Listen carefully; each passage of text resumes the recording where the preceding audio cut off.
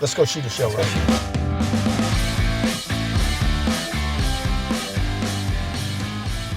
This is Confessions of an Entrepreneur as I chew bubble gum, super bubble gum, Yes. by the way. Childhood bubble gum. You remember when bubble gum was like that big? Gigantic. You could get caught in your throat and mess things up. That's good. So, Tim Storey, this is Confessions of an Entrepreneur. This is where we get the dirty. Okay, I'm talking about the stuff you're ashamed of telling people. Oh, yeah. What's the first thing you thought of? Divorce. When? Years ago, over 15 years ago. Terrible thing. Because me being so optimistic, having been married to a very, very smart woman, educated woman, master's degree, 2 children, you don't think you're going to go through it. So divorce is divided force. So you have force. Divided force. And then you get You divorce. can't help but be inspiring, can you? Divided You force. can't help yourself. Watch, divided force. Yeah. It hurt you though, huh? It hurt me bad. How long? It hurt me probably for about 10 years because what would happen, I would see guys with their wives. Yeah. And here's my beautiful wife. And I was always the 3rd wheel or the 5th wheel. And it messed me up for about 10 years. Yeah. That's interesting. So, Yeah. so did you get remarried since then? No, I'm single. But it really did, it messed with me. And the challenge of that is when you have to continue to be what people expect. So I'm speaking at universities, I'm doing all these projects, and they're expecting all this energy, which I had, but inside, You knew. I was in pain.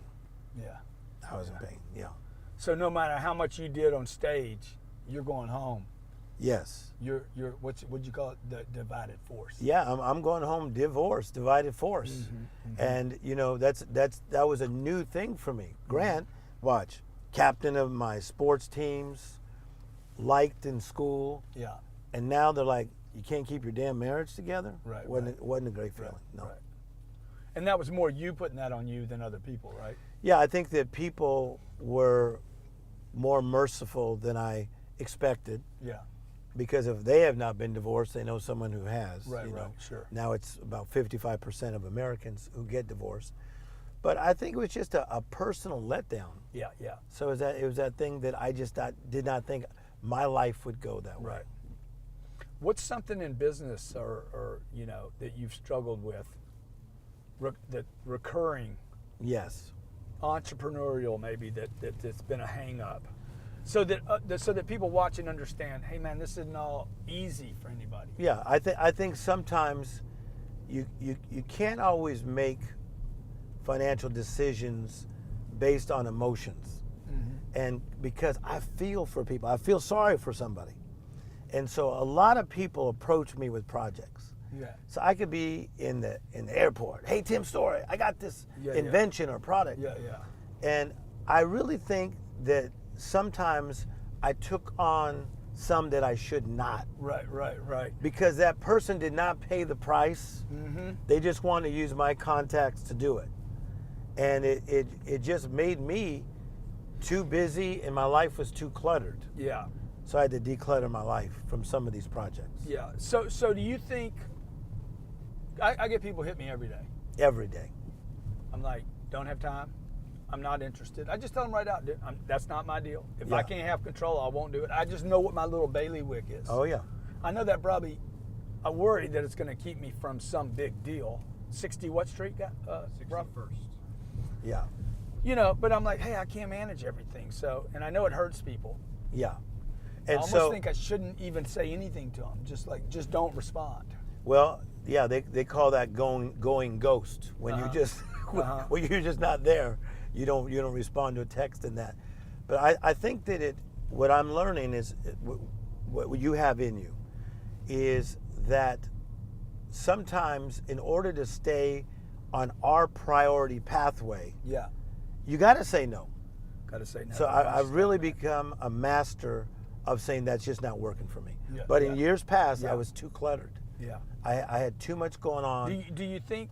Why do you think you created that? I think part of it, Grant, I almost felt guilty for my success.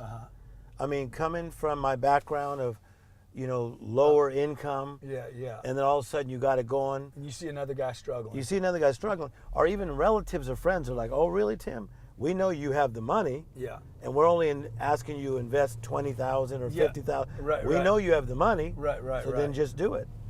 You know, my mom, she was a great friend of mine, and she about 5 years before she died, she's like, "Why didn't you ever buy me a house? You made it, you know." And she's like, "Oh, that's what all those ball players do." Yeah. I said, "They all end up broke too." Mm-hmm. It's actually 62nd Street. I'm not buying you a house. Okay? Sorry, That is so funny. ain't gonna happen. First of Yeah. all, she wouldn't have accepted it anyway. She was just kind of teasing with me, you know. No, I got you. But and I would have bought her a house. So somebody else's problem is not ours. That's right. Ours. That's right. And I think Yeah. Tim, that people have those problems. Maybe they don't want to solve. But I'll tell you another confession. Yeah. Is that I'm learning to be in the moment. See, like right now we're driving in this Range Rover, headed over to my hotel. Yeah. Yeah. I'm in the moment. Yeah. I'm with Grant Cardone. I'm in the moment. When I was younger, I was always thinking about what's next. Mm-hmm. And I was missing these great moments. Does that make sense? Yeah. I'm I still do that. But the reason it's taking me a second is because I know yeah. I'm always producing the future, you know, Yeah, and I do miss some moments. I'm more in the moment, and That's awesome. yeah, I tell you, I really am. I was just in Vienna, Austria, and Now you're in the past. yeah, see, but I was at a museum, Mm-hmm. and I was just going all slow. You could hear the shuffling of the feet. I was in the moment. Yeah. Yeah, so that's an area of growth in my life.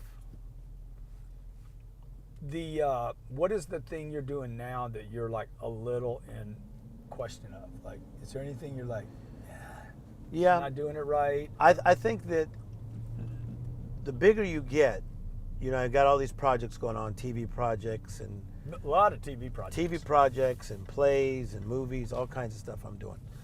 And I think one of the things that makes me nervous is, damn it, Tim, don't crash on this big old wave. Uh-huh.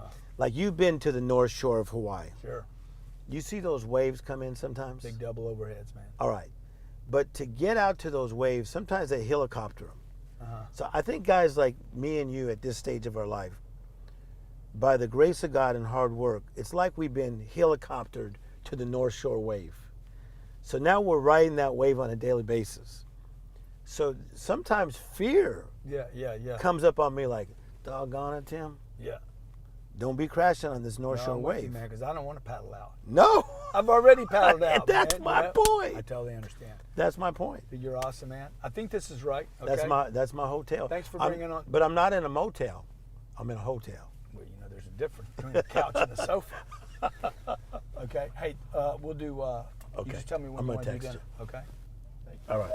And thanks for taking me. Thank you, brother. Yeah, he's gonna de-mic me. All right, Grant. See you tonight or tomorrow. I'm gonna Okay, my text friend. you. Hey, thanks again.